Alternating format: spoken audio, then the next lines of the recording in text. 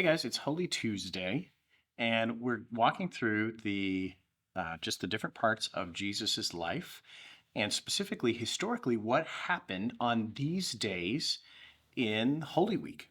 So yesterday we covered Holy Monday. Today we're going to look at Holy Tuesday, and Tuesday is actually the day where there's the most discourse. We're not going to have time to cover all of this, but Jesus's parables and his teaching that happens during Holy Week in Matthew are specifically recorded in Matthew chapter 21, verses 28, all the way through Matthew chapter 24. So there's quite a bit of information.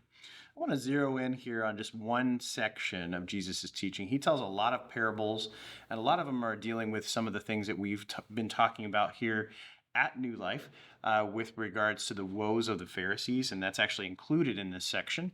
But I want to read to you from a section where Jesus is being challenged by the religious leaders of the day, and he gives what I think is a really interesting kind of cliff notes on what the Bible is all about. And so I want to zero in on that section. This is going to be in Matthew chapter 22, starting in verse 34. When the Pharisees heard that he had silenced the Sadducees. So the previous story, Jesus kind of traps the Sadducees in their word about the resurrection. And one of them, an expert of the law, asked a question to test him. Teacher, what's the greatest commandment in the law?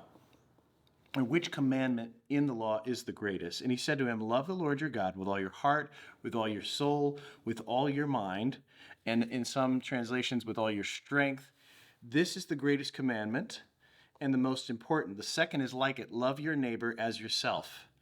And then he says this, all the law and the prophets, that's shorthand for everything in the Old Testament, depend on these two commands. This is pretty incredible teaching from Jesus. He's saying that you can basically sum up everything in the Old Testament on these two things. The first is love the Lord your God with all your heart, mind, soul, and strength. This is a repetition of a prayer that Jewish people would have been very familiar with called the Shema. This comes from Deuteronomy chapter 6. And then Jesus adds a second thing to that. He quotes from Leviticus, everyone's favorite book, when he says that you're supposed to love your neighbor as yourself. Now, Dorotheus of Gaza, who was a 6th century desert abbot, actually was reflecting on this. And this is just a good reminder to us that people have been thinking about Jesus's words for centuries. We're actually even in a millennia now of different Christian teaching. So this is somebody from 500 AD, somebody who had gone out to the desert as a response to what they saw as the church kind of getting too wrapped up with the government. And so this is a desert abbot, Dorotheus of Gaza.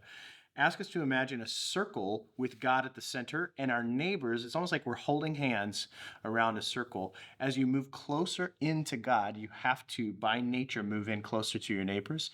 And as your neighbors move closer to each other, we move closer to God.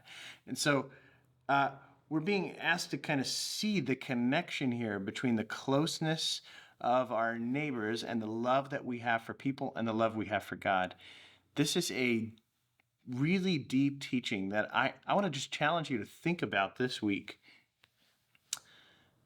Sometimes it's hard to know how we are staying connected to Jesus. This is what we talked about yesterday, this idea of staying connected to Jesus.